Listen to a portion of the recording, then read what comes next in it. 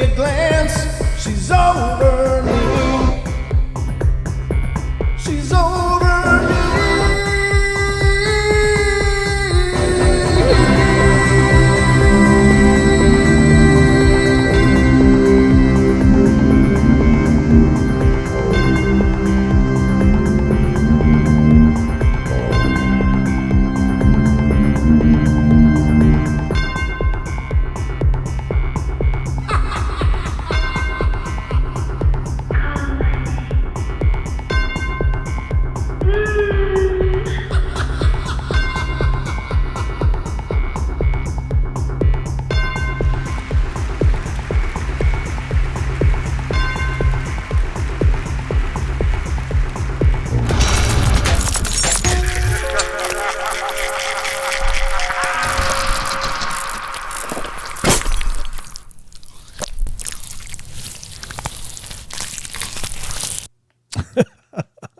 I just love that spaghetti slurping sound. It always makes me laugh. But welcome, ladies and gentlemen. Hello, hello. Welcome to the Paranormal Portal. This is our night tiers. This is our shorter formats Paranormal Portal show, meant to bring you all the fun and adventure of a 2-hour show in the small, fun-sized convenience of a 1-hour package. So hopefully you get everything out of this 1 hour as you do as the 2-hour shows. And, let me know. Let me know how you like these. But hope you guys are doing great. Thank you so much for spending part of your days with me. Got the ghostly encounters cooking tonight, folks. So we're going to get into some ghostly encounters that people have experienced and talk about them and discuss, share some ideas and feelings and thoughts as they come up. Sometimes I get kind of redundant on these because, a lot of times there's certain phenomena continues to occur for many people the very same way or pretty close to the same way. So there's only so much you can reflect on it. But if I get redundant, just know it's because I care.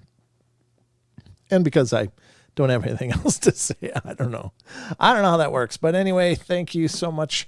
As always, the phone lines, they will be connected. As soon as I connect them, I forgot just prior to launching the show. So let's do it together. Dun, dun, dun, dun, dun, dun, dun, dun. Oof, that groove. It's got such a rhythm. You could almost dance to it. All right, it's connected. So the phone lines are now connected, ladies and gentlemen. So if you want to call in throughout the course of the show, please feel free. And you can do that by dialing 720-923-0500. Again, 720-923-0500 is the number for fun right here on the portal. And you can always find them right above my head over here. So those are those little numbers right there. Those are the call-in numbers. In case you forget, what was that number? Well, there it is. So it's up there for reference. You might have to zoom in a bit, but they're still small, but they're still there. And over here, of course, is the lovely ways to help support the portal, in case you wanted to know. At least one of the ways. Anyway, guys, I think that's everything on the front end. So without further ado, I hope you're ready, because it's time for bed.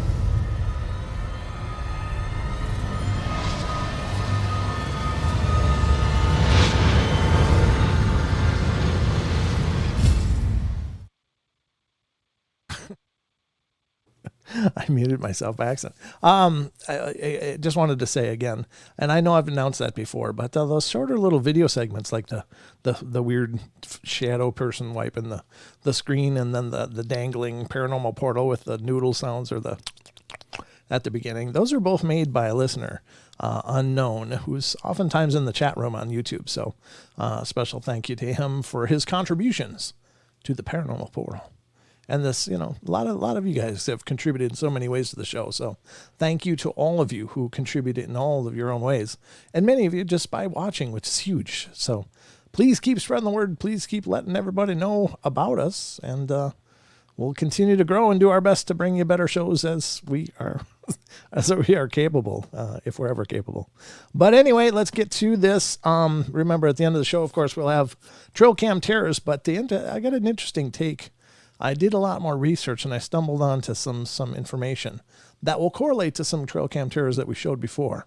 And hopefully it'll be worth your time. But it's not anything new and interesting, but it's kind of an expose on some images that we did show that we discussed. And I found out some more information. So I'll be unveiling that at the end of the show under the Trail Cam Terrors banner, of course. So let's get to this. I got a bunch of counters that are pulled up here, and I'm going to read them for you. So these are, let's see. Okay, so the first one tonight is coming from the state of Alabama, and it has to do with, I should have skipped this one, but it's old hags, night attacks, and sleep paralysis. Now, I know, full caveat, here's the thing.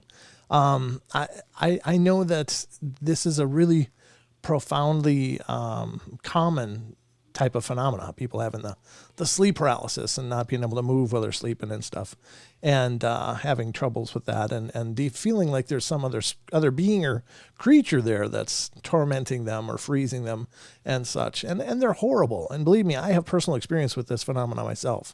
I dealt with it for a couple of years, quite consistently. So it was something that I had a lot to deal with. But I can tell you that the one thing about it is that there's all kinds of these encounters out there. And it's not that I don't acknowledge the fact that this is a very real thing. It's just that there's only so much you can talk about this one phenomenon, and it's unusual, it's weird, it could be spiritual, it could be there could be psychological reasons for it, there could be biochemical reasons for it, there could be all of the above, and there might be a little of each, and so it's just one of those things that's a real redundant kind of phenomena. And it's, quite honestly, it's just unremarkable to discuss too much because we've already talked about it hundreds of times. But I'll read this story. So it was a really long-winded way to say, oh, this one again. So this is from Alabama. And it says, I have encounters with the spirit realm since I was a child. And as a result, I have developed some degree of ability for sensing their presence, their mood or intention, and occasionally more distinguishing personal characteristics. I'm pretty certain that there are at least two spirits that seem attached to me personally, not my location. One is benign and a prankster. I rarely know when it is present or anything about it personally, and usually only afterwards when I have to deal with the results of its mildly annoying pranks. But I wanted to write this story about the other one. This one is a malevolent entity, and its intent is always to frighten me.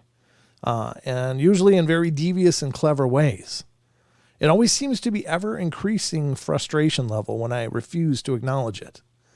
Two incidents stand out among the others, but I will only describe in detail the second incident, which was far worse. The first one happened in the late morning, and I decided to go into my bedroom and just read.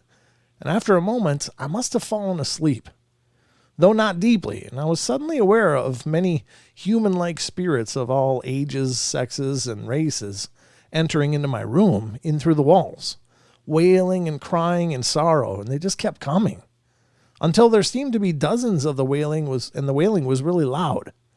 And at this point, I felt very much awake, though like in a trance-like state. I even had the presence of mind to glare over at my digital clock and read the time. I'd only been in there a few minutes, and eventually one of the spirits, a male from the voice, leaned over into my ear and let out this blood-curdling screech. It was so ear-shattering and disturbing that I was finally able to break loose from the trance and fling myself out of my room. I was alarmed by this experience, but not exactly afraid. I do not much fear the otherworldly. I don't know if it's about necessarily fearing, but you should have healthy respect, I would think. But anyway, the second incident happened about 3 weeks later, and it was probably the most horrifying I have ever had. It began at night, and as I was settling in for bed, reading a book, the lamp was on, so there were no shadows or darkness, and I felt something run across the end of my bed. It had the weight and medium size of a medium-sized dog. but the quickness of a cat. I caught just a glimpse of the creature, completely black and lacking true form as it darted across the bed. It happened quickly, and I immediately figured that my black cat had managed to sneak into my room, as I keep the door shut at all times to try to keep my two cats out. But I got up to check and see if the cats were in my room, and then found them both napping on the couch in the living room. I felt suddenly ill at ease and decided to take my little heavy black flashlight into my room with me. I returned to bed and eventually turned out the lights. Almost immediately, the disturbances began. There was knocking on the headboard and the walls, voices, shapes, black figures that would loom over the bed, from the foot of the bed, and my bed would shake. Using my previous experiences, I was determined not to leave my room or to show fear or even turn on my light. In fact, I felt more annoyance than anything. And any time the ruckus started up, I would shine my flashlight in the bedroom in the direction of the disturbance and force myself to think positive thoughts. This went on all night, and I got very little sleep until finally the sun came up and the disturbances all but ceased. It just happened to be Christmas Eve, and my car was in the shop, and most of my apartment neighbors were away visiting for the holidays, and I was basically alone in the whole complex. Early, perhaps around 7 a.m. or so, I hear the knocking at my front door. I decided to ignore it, assuming it was somebody's relatives looking for an apartment, and I drifted back to sleep because I was so exhausted by the night before. After a moment, the knocking started again at the front door, and this woke me fully up, and I sat up feeling grumpy. Suddenly, I heard a crashing sound and heavy footsteps pounding through the living room and into the hallway. I was terrified and reached for my phone when something heavy slammed against my bedroom door, which was, to my horror, unlocked. Angry fists pounded on the door, causing the door and dresser to shake, and a man yelled in fury behind my door, "Open the damn door." At this point, I was certain that someone had managed to break in and was seconds away from being brutally taken advantage of and murdered. I've never felt such terror in my life. I understand how people can freeze in panic. My heart felt like it was going to explode, and all I could do was stare wide-eyed at the door and clutch my phone and my stupid little flashlight.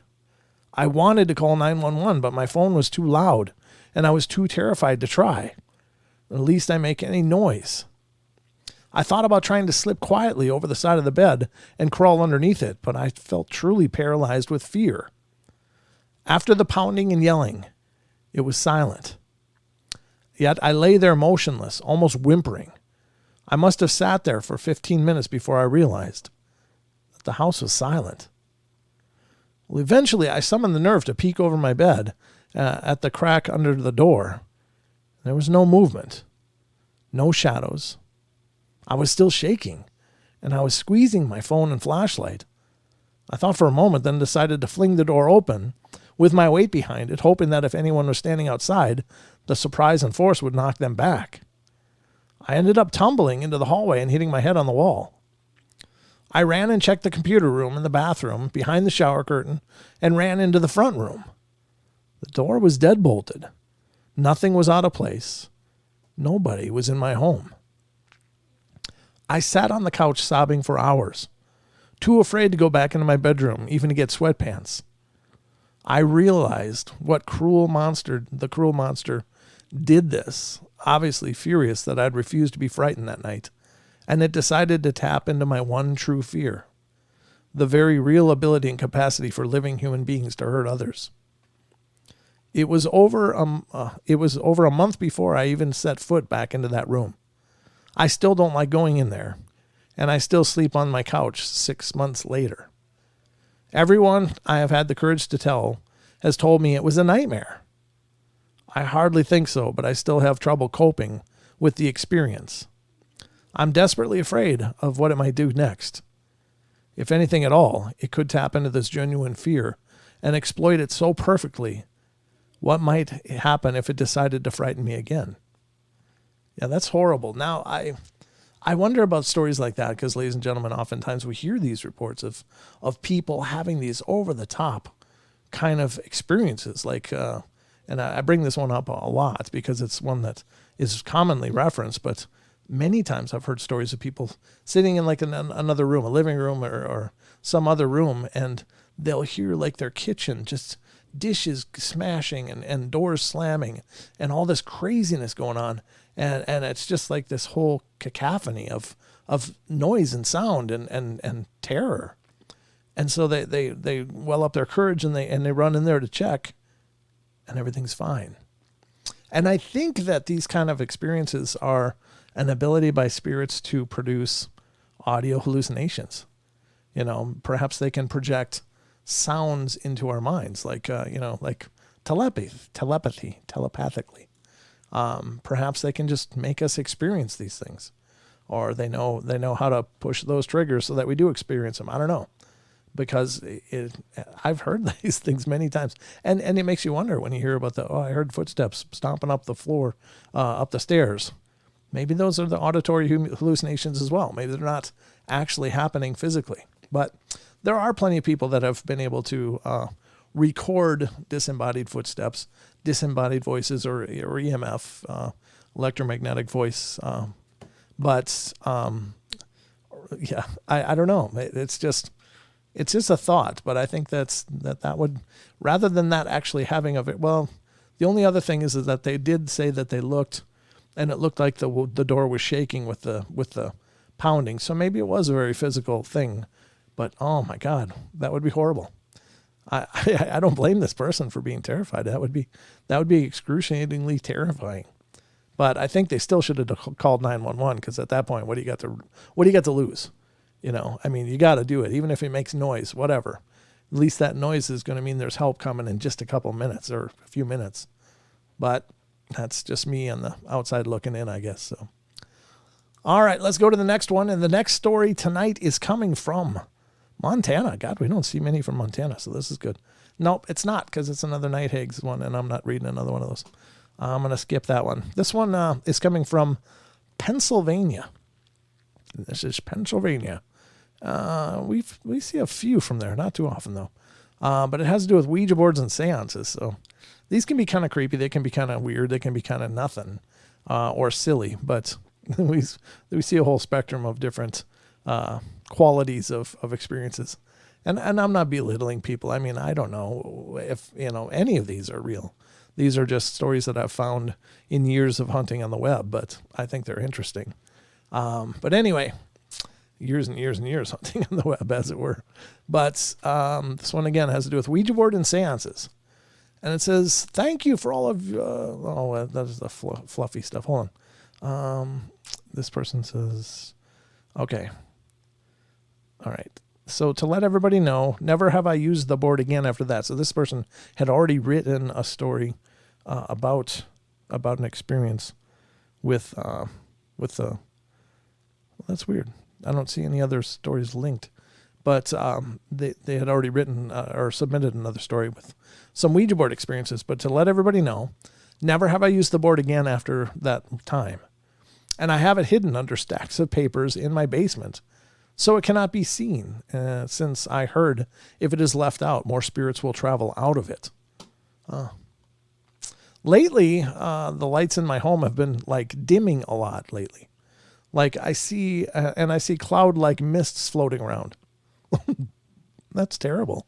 I also feel watched, or someone is with me. Usually when I listen to music and such, I'll have mental pictures in my head. Sometimes I don't even need the music, and I have been this way since I was a child. I guess my imagination is pretty large. I've always been captured. I've always been captured, okay, by the story and falling of Satan, even to this day.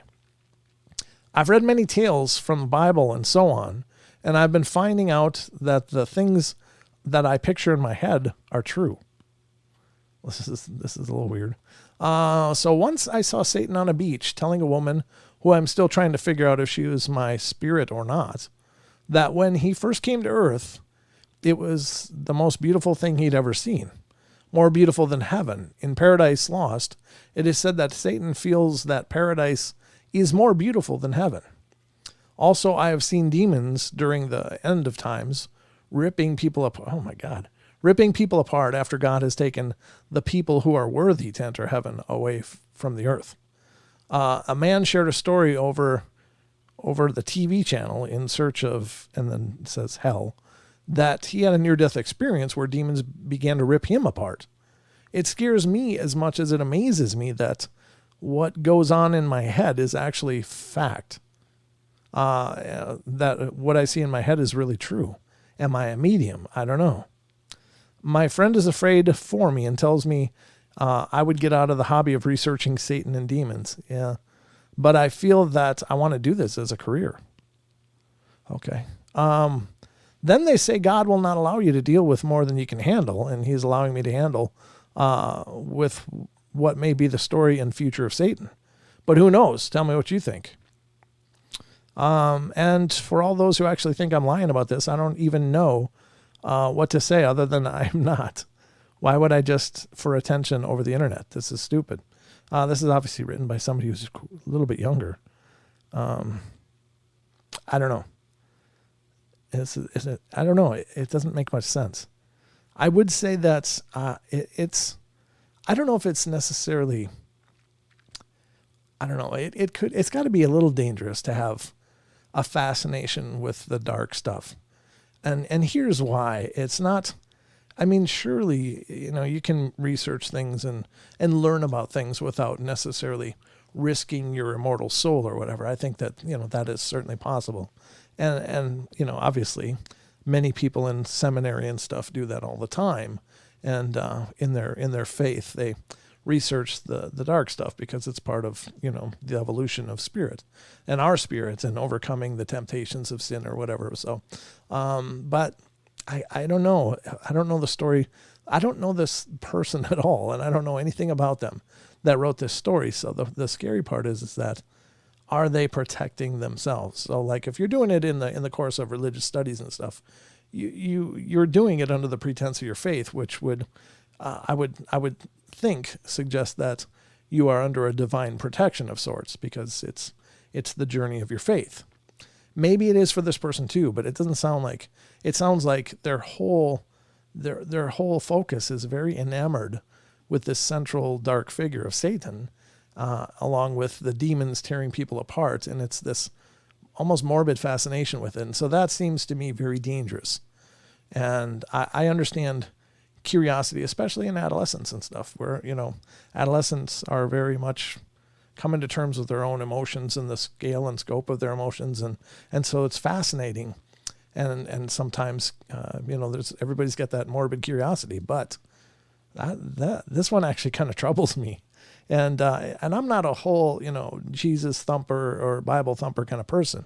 I believe that, there's lots of ways to approach, your faith and divine, in your divine journey and all that. But I do think that it's definitely concerning. I didn't pre-read that obviously before the show, so I would have skipped it. But since we were on the topic, that is very curious. I don't know what you guys think about stuff like that, but I think it's got to be dangerous. What do you guys think in the chat?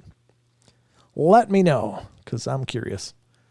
What do you guys think of the whole people that are very focused on the oh.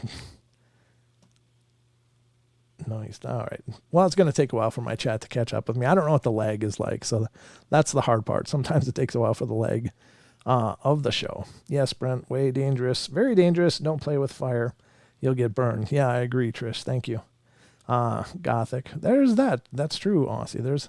Because sometimes the Gothic stuff is just, I don't know if it's really dark and evil. It's just kind of dark and moody, and there's a difference. I don't think that goth people are always sadistic and meaning hurt. In fact, I don't think they're most commonly ever are.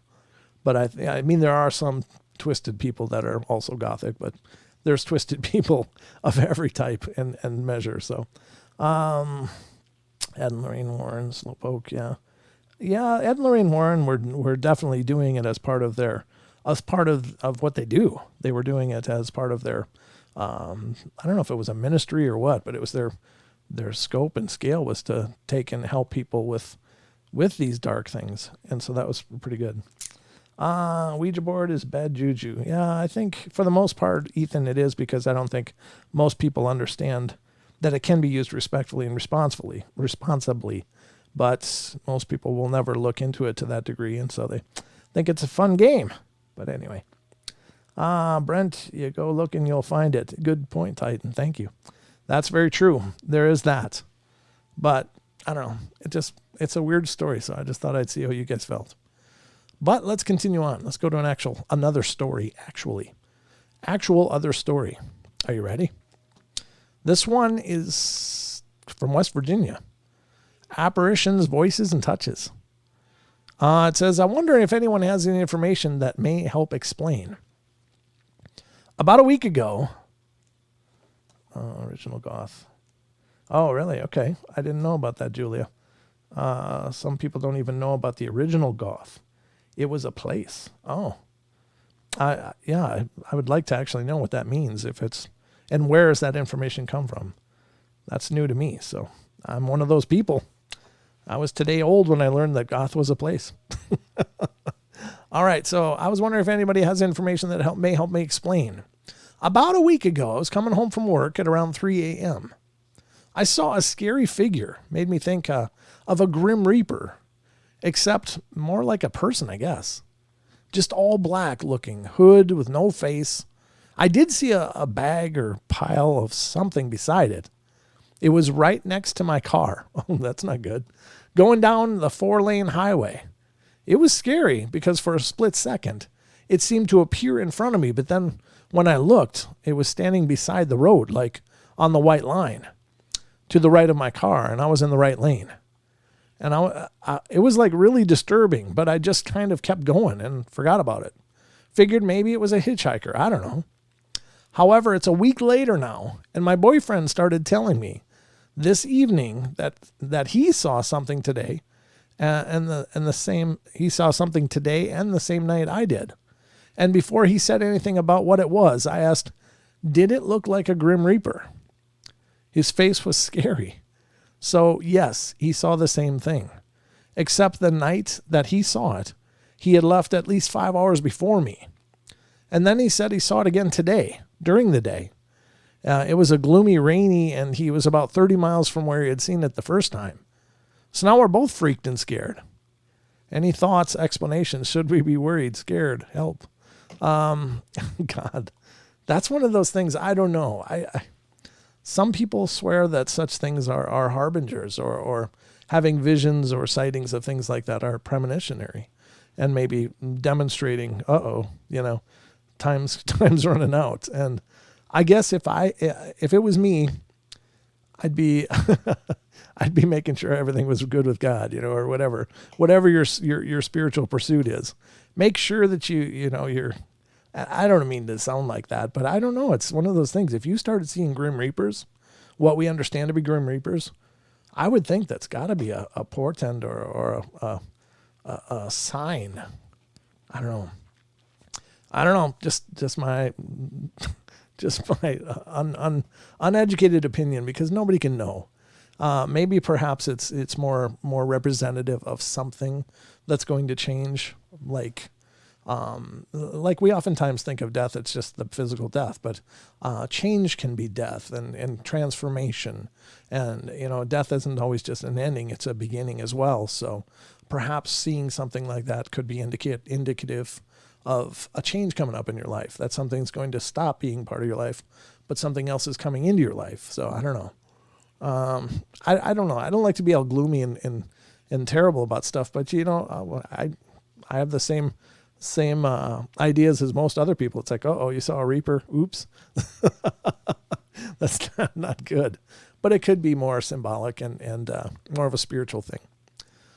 Anyway, just my 2 cents. What do I know? Not much when it comes to that. Could it really be possible? Let's see. This one's from Illinois. Has to do with apparitions, voices, and touches. It says, I suppose this story started the night me and my best friend since the 4th grade decided it would be a great idea to watch as many ghost stories as we could in one night. Since a long time ago we had been only 10, we decided my house had to be haunted. Well, there's no wind in the house. How could anything hanging... What? I don't understand. No, it's really not really well written. It says there was no wind in the house. How could anything hanging shake the way it did at times? How could shadows appear from nothing at all? Why did the doors open and close themselves, and the horrible sounds? What could possibly make them? We weren't afraid of the ghosts we believed in. If they ever hurt us, why on earth would they suddenly start now? If they never hurt us, okay. It's really written like a very young person would write it, so I'm having trouble with the sentences.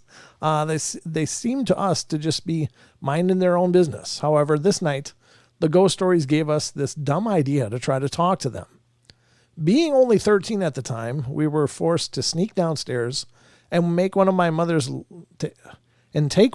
lighters and a couple of those candles we saw them use in the movies. We flipped over the empty garbage can and we lit the candles on top of it and then joined hands.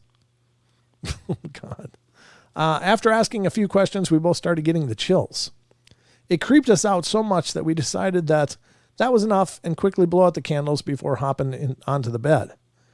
Turning around only a second later, we discovered that the candles had not gone out, but were still flickering brightly. Oh no, we said simultaneously. From our vast knowledge of ghost movies, we discovered that you were never to let go of the other person's hands before blowing out the candles. Oh. To this day, I'm still not sure if it was the adrenaline or my imagination, or maybe a real event that happened next. Stephanie and me started shivering and getting goosebumps. The little strands of plastic stars hanging from my ceiling began to wiggle around and cling together, and my door opened itself. Stephanie and me by this point were freaking out. What had we done? We began to see shadows shaped like screaming faces, and the wind outside seemed much fiercer. And this continued all the way until at least 6 a.m. We even began to hear what sounded like crying and something banging on the other side of the wall from mine. The next morning, we began to wonder if we had both had the same dream. We had simply fed off of each other's imagination, or had it all been real? I'm still unsure if it was even possible. What do you think?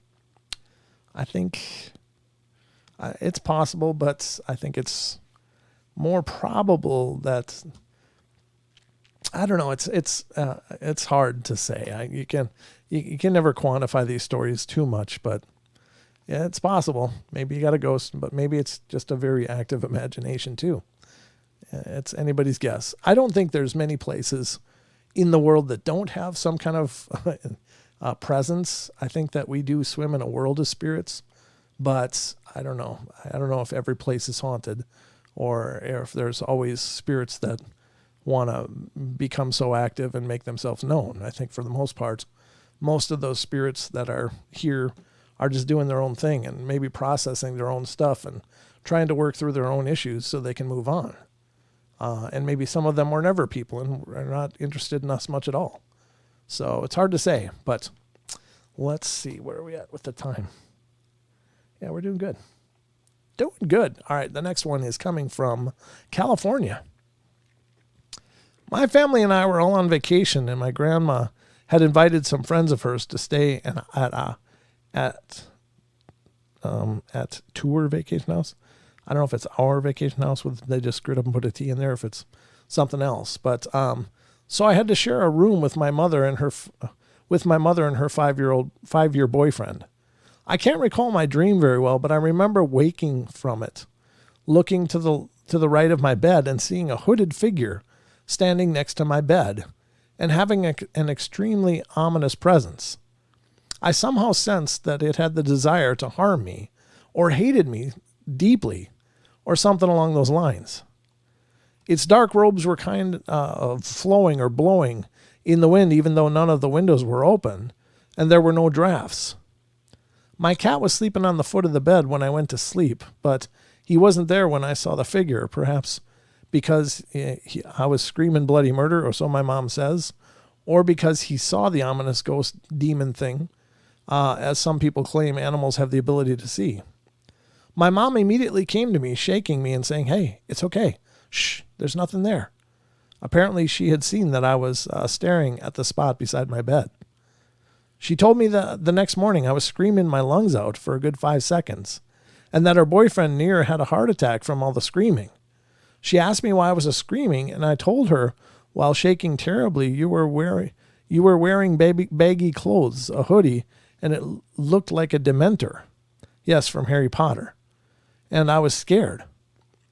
However, it never occurred to me that until later that I had seen the figure, and somehow my mother had turned into it by standing in the same spot by my bed. It's not like this kind of thing has ever happened to me. Actually, I had a similar experience a while back. At home, I wake up experiencing sleep paralysis, being unable to move any part of my body other than my eyes, which are drawn into the horrible ghastly thing.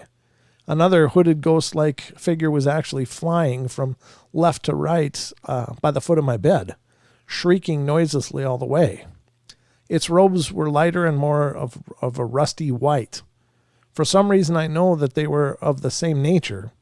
And in my earlier experience, I also felt a strong malice and evil presence. It was considerably smaller, about the size of a 7-year-old child. My more recent experience featured a hooded figure, much more like the size of a full-grown adult human being. I'm not religious. However, I have considered lately the idea that either the human mind is very crafty and implants, for whatever reason, visions of ghosts, demons, etc., or that maybe there are some dark presences in the world. Anyone have any similar experiences? Yeah, that's tough. I don't know. It's hard coming from a dream state into the wake state to know where the bleed through between dreaming and waking is. And I spent a lot of time pondering that, because I started to, for a long time, I was kind of paying attention to when I fall asleep, what's going on. And so I kind of half-heartedly would listen to what's going on in my mind as I'm drifting off. Like normally I just kind of tune it out and just let my mind do whatever and just fade off into sleep. But I was like, well, what's going on? So I started paying attention to it. And what I noticed in my own experience, and you guys, if you ever paid attention to this or not, you'll have to let me know. But what I noticed when I started listening was that suddenly it would be like I would start to hear voices, and it's like there was a conversation going on. It's like walking into a room where people are already in mid-conversation about any number of things. And you're kind of just there with this, in this presence of a discussion going on and things going on, and suddenly images start kind of flashing and coming in and out of recognition. And then suddenly this dream takes over, and suddenly you're in the dream, and it's, you're involved in this conversation that's been going on. And it's really this surreal, incredibly crazy kind of experience.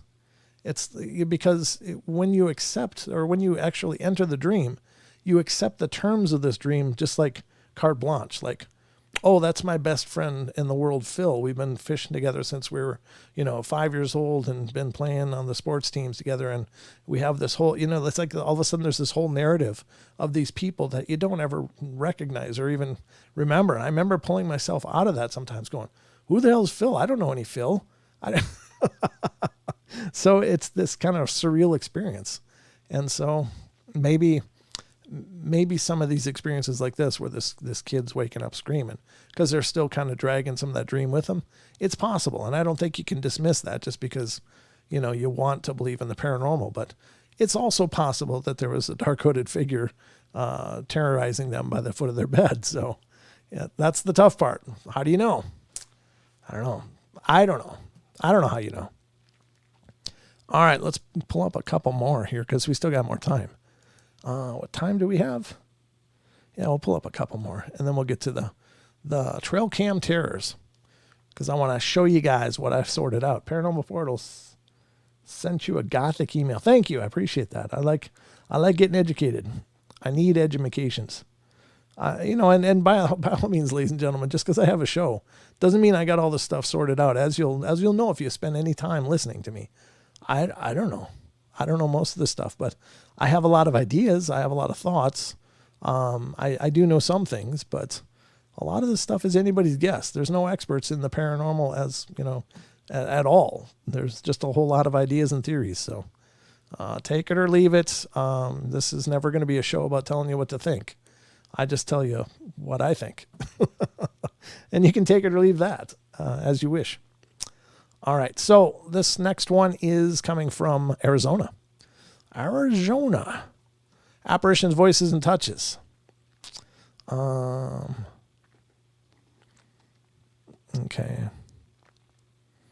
All right. It says, if anyone can help me with any advice, I would really appreciate it. It all started like a month ago. I walk my fiance up to bed every night.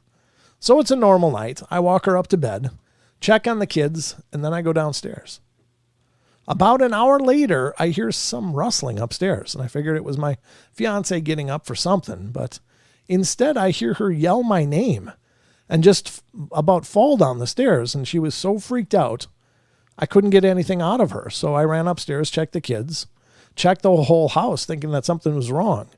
And as I'm yelling, she finally starts to tell me what's going on. She explains to me that she woke up, having to use the restroom, and when she opened her eyes and went to roll out over, she saw a black figure leaning over her. So I kept her downstairs with me until she settled down, and then we went to bed and everything was okay. About a week later, the whole thing happened again. But this time I walked her up and went downstairs to turn my dryer and the TV off. And then I got up there. She was covered up like a young child, hiding her face because she was scared. I asked her what was wrong, and she said it happened again, but this time she told me something that really freaked me out. She said she saw me leaning into her, in to kiss her head like every other night, but the thing is, I was downstairs. So in all of this mess of things that have been happening, a week and a half later, it happened again. So my question is my girlfriend crazy, or can this happen? Because the very last time it happened, she said it was for sure me that she saw, but I wasn't up there. I'm a night owl. I'm up working all night with no time to go downstairs or to go upstairs just to freak her out. Haha. It says actually, haha. So I'm just reading it what's there. If anyone can help me out at all, that would be great. But if she's crazy, thank you anyway. I just want some answers to help me and her figure this out. That's tough. I mean, there are doppelganger experiences, right? Where the thing is I think spirits can appear however they want. They don't have to appear as they were. They choose to, I think, in a lot of cases, or they choose to change their appearance. I think sometimes they choose to appear in ways that'll freak people out. But sometimes they maybe just choose to appear. Apparently, the whole shadowy thing wasn't working out real well, so maybe it decided, hey, I really want to kiss this girl. I'm going to look like her boyfriend. Work that out. I don't know. You hear it in mythology all the time. Zeus is always cooking up his disguises, so maybe that's a whole spirit world thing. Just saying. Could be. If you ever read Greek mythology, oh my God, Zeus was a pig. That dude was a pig. But anyway, he's the god and all that. So what do you do? All right, the next one's coming from North Dakota. God, we don't see these very much. North Dakota, it's a long one, so this will be our last one for the night, and then we'll get to the trail cam terrors. But it's coming from North Dakota. It says, I have 2 stories to share, so might as well just lump them together. First one has been in my family for several generations now, and has probably been embellished quite a bit over the years, but I'll put it in anyway. My mother's father's father, my great-grandpa, was walking home from school. It was one of those one-room schoolhouses out in the prairie, and when he walked home, it was always after dark. So anyway, this one particular day, he was walking home like always, when he heard something walking behind him. It was in the prairie grass behind him and off to the right. And he thought, okay, some kind of animal going the same way as I am. It will probably go away soon. So he walked for a few more minutes, but he could always still hear it behind him. He decided that it was just one of his friends playing a joke on him. So he would suddenly turn around and stand still and wait to catch them. So he did, and the noise stopped.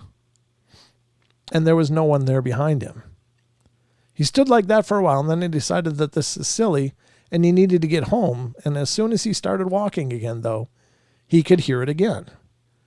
He could hear the swish of the grass behind being pushed aside, and he imagined he could hear faint breathing. I don't know whether he really could hear breathing or if that was just added to make the story more interesting. But anyway, it was really dark by now and the stars were starting to come out. He finally decided enough was enough, and he ran into the grass shouting and waving his arms and beating randomly at the grass. And then he just stood there waiting for something to happen. A clump of grass right in front of him rustled, and then he heard a low, angry hiss. And when the grass rustled again, he could see the grass shifting as the thing moved away from him. He stood there for a few moments, and then he suddenly felt really panicked, and he ran all the rest of the way home. He never found out what had been following him. Personally, I don't know what to believe. It might have been a stray cat, but a cat would have shown itself. So I figured I would ask what you thought. Now, here's my take on this. This is probably going back into the maybe 1800s, maybe early 1900s. So it's an old situation, but this is very possibly some kind of a Bigfoot thing. I mean, this is literally what they do. Now, if you're saying, well, if it's a Bigfoot, they should have seen the Bigfoot. Then that's probably true, except for the fact that you ever hear of the fact that they kind of spider crawl. And that was something that many people have talked about. Wes Germer's talked about that as part of his experience, that he saw them get down onto all fours real low to the ground and like spider crawl. And if someone was being trailed by something like this, that makes sense. And if it was dark already and, whatever the grass looked like, whatever the hair color of a Bigfoot looked like, I mean, they're wearing a ghillie suit. And if they're in grass, it's going to look like grass. So that's a tough one, to try to decipher. But I think this person very well could have had a Bigfoot encounter in this story. The whole shadowing thing is such a well documented activity that people experience out in the woods. So I don't see why not. I don't know. Just my thoughts. So the other story is about some things that happened in my house. My family still lives there, but since I became a teenager, I haven't experienced anything else, maybe because I'm not naturally sensitive. It's just that everyone can see when they're young. The first thing that happened to me was when I was 6. I didn't want to go to bed. So even though my parents told me to stay in my room, I went down to the kitchen for a glass of water. As I walked past the hallway, out of the corner of my eye, I saw a black hooded figure. God, you'd swear I looked for every black hooded figure story, but they're all just popping up randomly. Walking into one of the rooms along the hall. I walked right by and then did a double take and ran to look into the room it had gone into. I didn't see it, so I ran upstairs and hid under the covers. The next thing was maybe a year later. My parents and I were staying in a hotel over Christmas, and a bunch of relatives who were also staying there. I really liked my cousin's hotel room, but ours creeped me out. It was cold in there no matter how high we turned the thermostat. And it was filled with that eerie, heavy kind of feeling that makes you think that there's something behind you. I had nightmares every night that we were there. And then on the last night, that thing showed itself. I woke up suddenly as though someone had been touching me. And floating above me was a thing. I can't describe it as anything but a thing. Sometimes when you have a bad dream, I'll pinch myself and wake up. So as soon as I saw this thing, I curled my hand into a fist and dug my fingernails into my palm. It hurt, and I didn't wake up. The thing above me was red, yellow, and green. I could see the colors clearly, even in the dark room. It looked a little bit like a bird with a funny thing on its head, and it had really claw-like hands and pimply skin. Around the edges, it looked like smoke.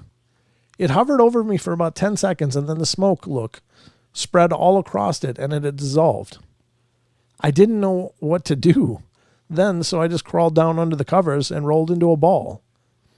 The next morning, I asked my parents if they had seen anything, and they hadn't. The freaky part was that the bird thing may have followed me home. About a month later, I couldn't sleep, and I was lying on my side staring at the wall. I was thinking about my Connect the Dots book and wondered what I would get if I connected all the bumps on the plaster. And as I stared at them, they started to move. At first, they all moved in one direction, like they were marching. I think I made them do that by making my eyes go out of focus. And suddenly they stopped marching and started forming shapes. Mainly circles and stars, but there were other shapes too. Then they all moved in a spiral pattern, and by this time, I was enjoying the show, looking forward to seeing what they would do next. So when they all started going to one spot in the middle, I wasn't scared, but then when I saw what shape they were making, I freaked out. It was a vulture-type bird with a claw-like hands and was wearing one of those floppy hats like the old ladies in cartoons always wear. It looked wizened like an old lady. I was seeing a profile of it, and then the one eye I could see had a clever and nasty look to it, and was looking right at me. Then it started to move, and I thought, no, stop it. I don't like this anymore. And the plaster stopped moving. The next day, I had a friend over for a play date, and I showed her the spot on the wall and asked her if the plaster reminded her of anything. And she said that it looked like a little bird in a hat, which really freaked me out. The bird stayed frozen into the plaster until about 5 years ago when it started fading. And now you can only see it if you know where to look. But it's still there. What do you think it was? I don't know. That's a really weird one. That's almost like some kind of interdimensional kind of weirdness. I don't know. Crazy. It's a strange attachment at any rate. Or some really powerful manifestation by that person, which is always a possibility. I do think, ladies and gentlemen, that while I know that ghost encounters are very common, I do think that probably at least a really decent percentage of them are manifest by the people themselves as a fear projection. I think that, we all have these latent abilities, these abilities of our mind, bodies, or spirits, or whatever. And I think people can manifest those things. They can project them out into the world around them. They can make things move, just by the power of the fear. And they don't have to work at it because it's in their mind. It's something else doing it. But it's maybe just manifesting of their own fears. So just my 2 cents on that. But that's about it for the stories. I hope you guys enjoyed those. But now we get into the other part of tonight's show. So I hope you're ready for this, folks. Let's dig into it. And you'll see what I mean.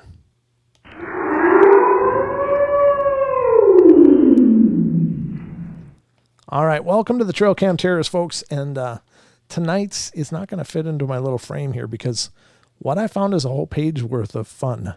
And it has to do with an image that I've already shown on the show before.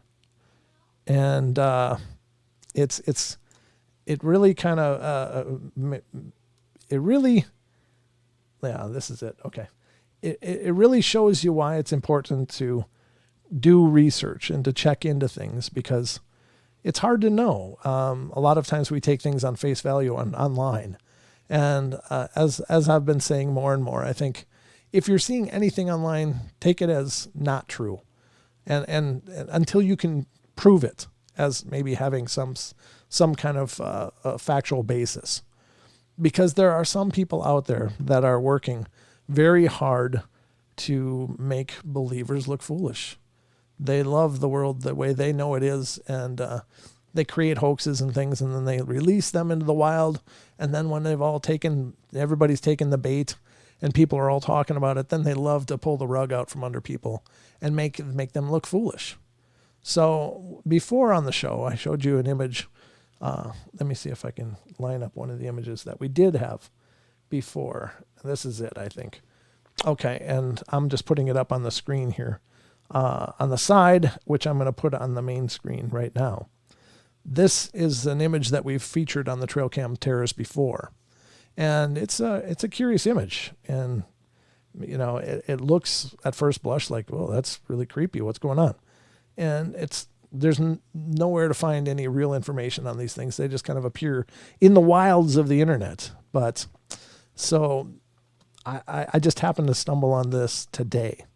And what I found is this is a big photo project that was done by William Harper. And so these have been featured all over the place as these trail cam captures and, basically out there, hoaxed out there. And I don't know why. I'm not sure what the fascination is other than, but they're definitely just normal pictures with, these must be very tame deer, and they just did a night shoot to try to capture all these strange images. There's the one with, this is the one with the coyote.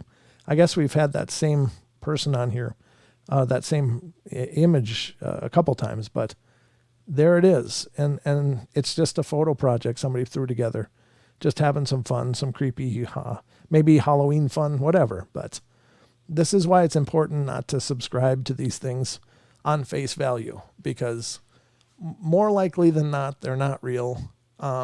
Even though many of us have experienced amazing things out there and have experienced things that, defy imagination. If you're seeing it on the internet, chances are it's just another hoaxy, gimmicky thing. So unfortunately, I just wanted to point this out to you. And this is all from Runaway Fawn on .tumblr.com. Runaway Fawn, FAWN.tumblr.com. And the person did a nice job. They're really captivating pictures, but unfortunately they've been used to propagate creepy weirdness in the woods. What's going on? So there you have it. Always look into things with a healthy dose of skepticism. And I don't know. There it is.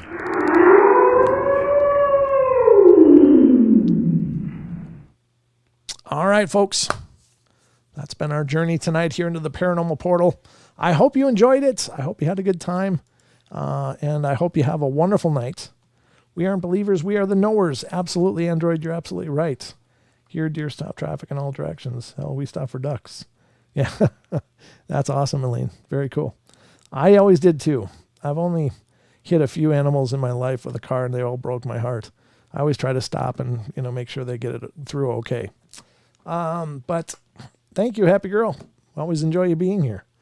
And thank you to all of you who are here. It's been kind of a quiet night, but it's a Thursday.